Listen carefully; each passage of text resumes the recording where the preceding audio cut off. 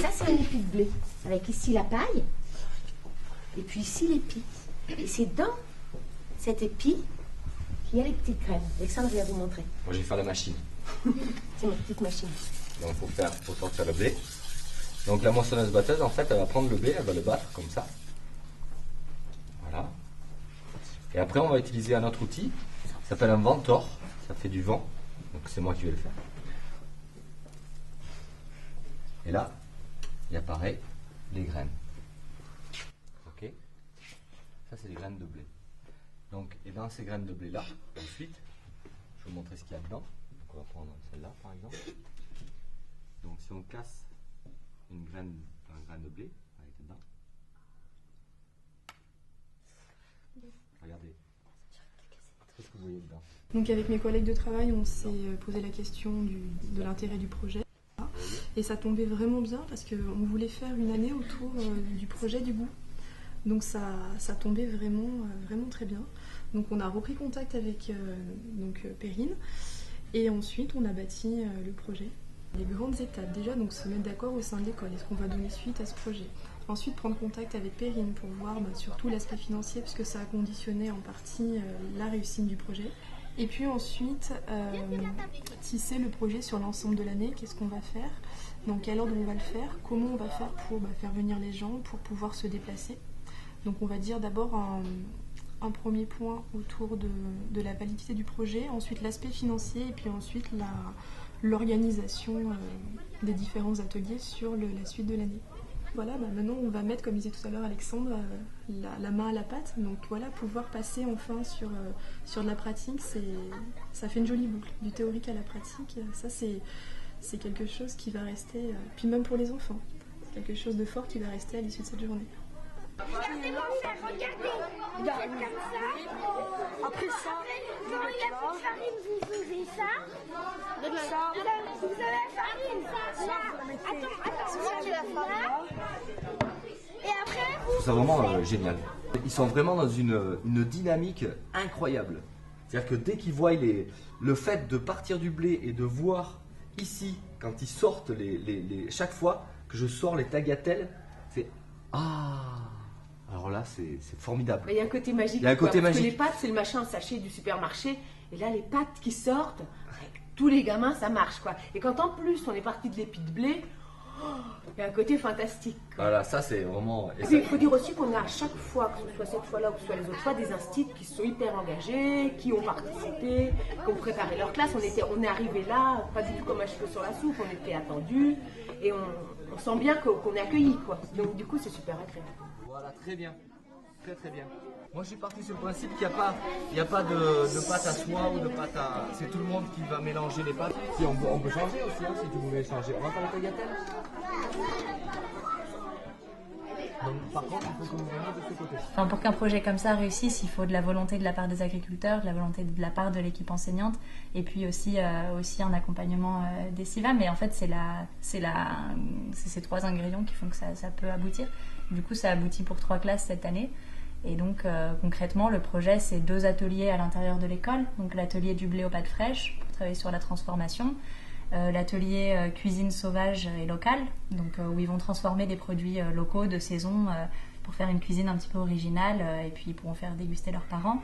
Il y a la création d'un jardin potager dans l'école et donc là sur plusieurs séances avec l'accompagnement d'une maraîchère et une journée dans le Vercors où ils vont travailler sur l'attraction animale et aussi sur la vannerie. À travers le fait que le projet soit dans la durée, on espère pouvoir aborder toutes ces questions-là en profondeur et que ça puisse avoir un impact sur les enfants, mais aussi sur les équipes enseignantes, aussi peut-être sur des projets d'école futurs et pour les agriculteurs, parce que c'est une façon de valoriser leur travail différemment, de développer des activités qui soient parallèles à la production agricole pure, parce que finalement le métier d'agriculteur, c'est pas seulement produire des aliments, c'est aussi... il y a plein d'autres choses autour et ils sont heureux de le transmettre et ils ont aussi un rôle sociétal à travers la transmission de ce qu'ils font au quotidien. Ouais, pour nous, voilà, c'est vraiment au niveau de la rencontre, prendre vraiment un temps pour expliquer qu'est-ce qu'un agriculteur, qu'est-ce qu'on fait en fait, c'est quoi notre travail, donc on leur demande et puis on a plein de réponses Puis là-dedans, ben, nous on se démarque, ben, effectivement, nous on produit ça. Et puis d'arriver à notre métier, donc on fait des pâtes fraîches, on fait aussi du maraîchage, on a aussi des animaux. Les animaux, ça sert à quoi? Donc on fait Faire le lien dans tout aussi du fumier qui retourne avec la paille du blé, qui retourne dans la terre pour du nouveau du blé, pour de nouveau du maraîchage, etc. Donc créer ce lien. Pour éviter que ma motte elle se défasse comme ça, je la tiens toujours par en dessous. Voilà, et je la pose délicatement loin de là où je vais travailler. Si je la pose là, je vais l'abîmer.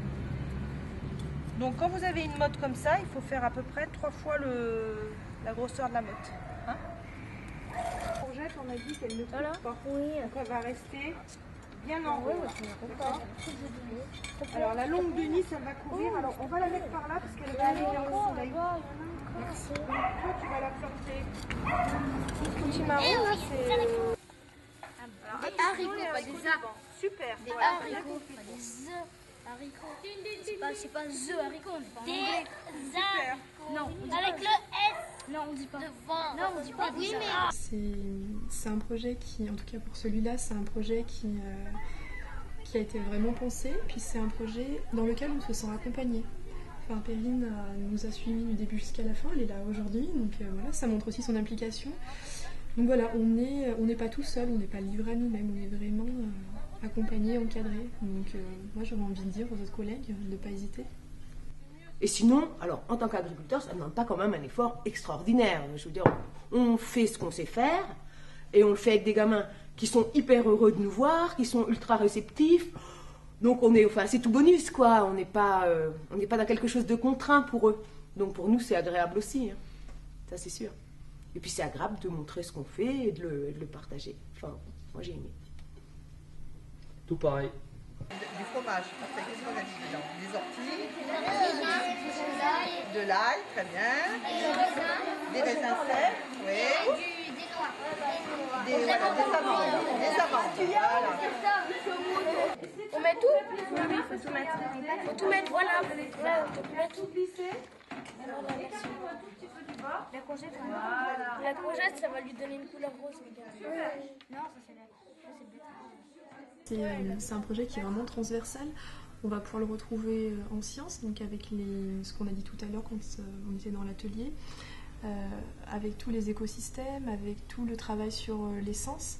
Donc voilà, le pôle des sciences, c'est vraiment, on va dire, une matière qui s'y prête. Après, il y a tout un travail autour du français qu'on va pouvoir faire, donc un travail de production d'écrit, par exemple.